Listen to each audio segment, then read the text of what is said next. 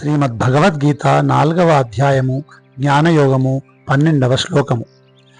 కాంక్షంతః కర్మణాం సిద్ధిం యజంత ఇహ దేవతాః క్షిప్రం హి మానుషే లోకే సిద్ధిర్భవతి కర్మజా.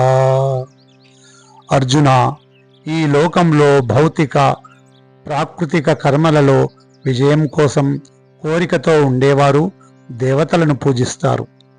ఎందుకంటే భౌతిక ప్రతిఫలాలు త్వరగానే సిద్ధిస్తాయి.